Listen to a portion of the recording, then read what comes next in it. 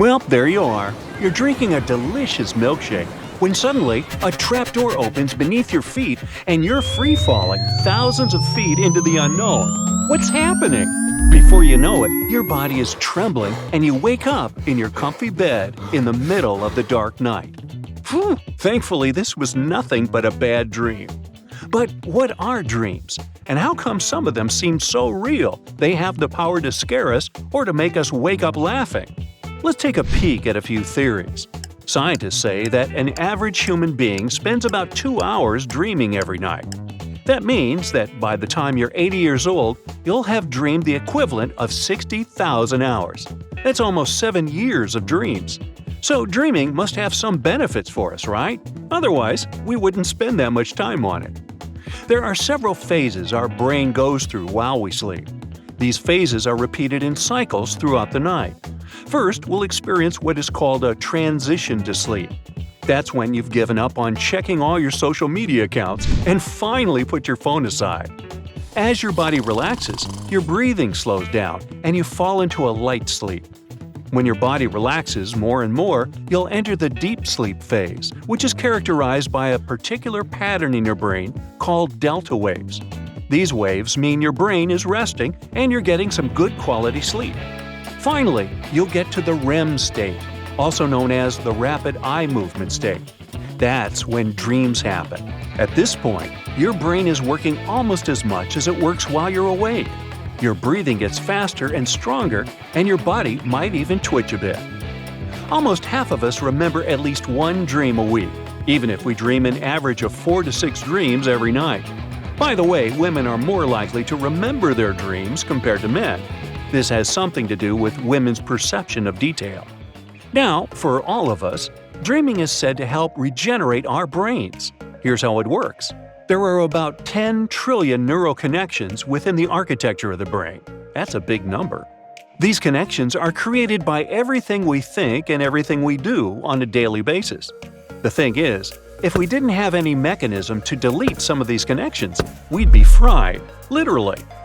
A 1983 neurobiological theory of dreaming called reverse learning says that it's during our REM sleep cycles that our neurocortex reviews these connections and decides what to do with them.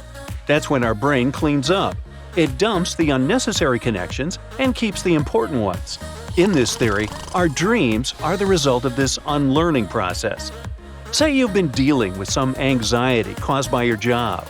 You don't know if you're going to get promoted, and all you can do is think about that all day long. Your brain will make up all of these different scenarios and play out a bunch of different interactions that end up never happening in real life. Some of these neural connections will be deleted from the database of your brain while you sleep. In this case, dreams would be our brains trying to let go of all of these not-so-important memories. That's also where the expression "sleep on it" comes from. After a hard day of work and stress, the best thing you can do is to get some sleep. Renowned world scientist Auguste Kekule took this advice and completely changed the course of organic chemistry. It was in the middle of winter, and Kekule was exhausted from trying to figure out the structure of benzene. He took a nap in front of his fireplace, and while he was sleeping, he saw floating molecules of hydrogen and carbon, which together make up benzene. These molecules turn into a series of snakes, and suddenly one of them coils and bites its own tail, creating a circular figure. Eureka! Kekule woke up instantly and drew the chemical structure of benzene. The problem was solved. Does this also remind you a little bit of Inception? If it does, that's because Christopher Nolan took inspiration from his experience with lucid dreaming to write and direct this movie. Lucid dreaming is another mysterious type of dream state that scientists are still trying to understand. It happens when a person is aware that they are dreaming and starts to consciously narrate the course of their dreams. This is where you get to be the scriptwriter and director of your own life. Scientists speculate that lucid dreaming is not a state of sleep, but rather a state of wakefulness, where a person can establish the so-called two-way communication between dreaming and real life. Cool, huh?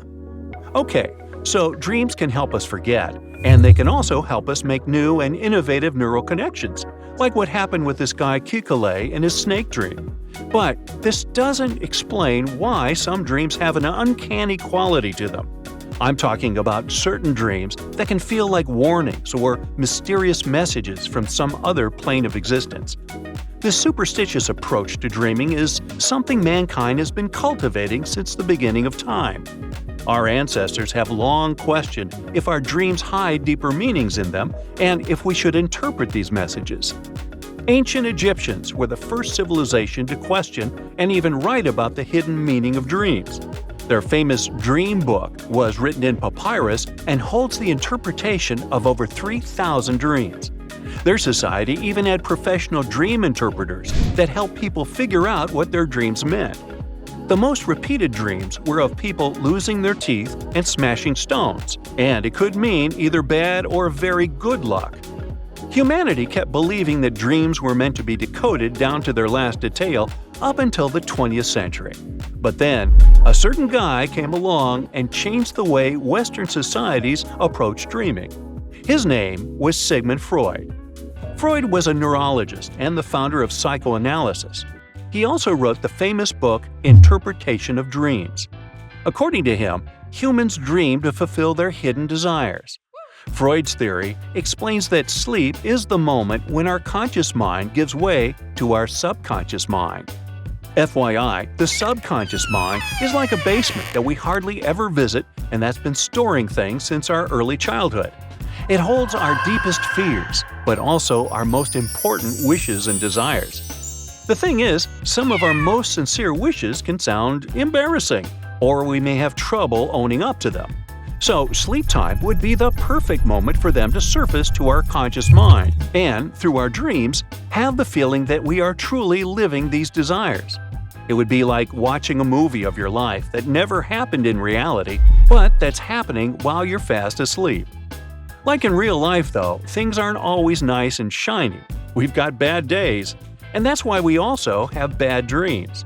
Sorry to break it to you, but 1 in 40 dreams are nightmares, so you're bound to have one sooner or later. The threat simulation theory has one explanation of why we have bad dreams. It says that living our deepest fears and anxieties through our dreams allows us to practice how we would react in real life. This is why people recall traumatic experiences in the dream state. Our brain is trying to condition us to survive threatening experiences by practicing them out in a safe environment, also known as the sleeping brain. So, if you dream you're being chased in the woods by a bear, or you're trying to finish that math exam without studying, this is your brain trying to anticipate some possible reactions by trying them out in the dream state. It makes you sharp and aware in case these things do happen to you in real life. Now, should we thank our brains for this? Yeah, I think so.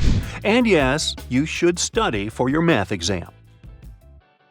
That's it for today. So hey, if you pacified your curiosity, then give the video a like and share it with your friends. Or if you want more, just click on these videos and stay on the bright side.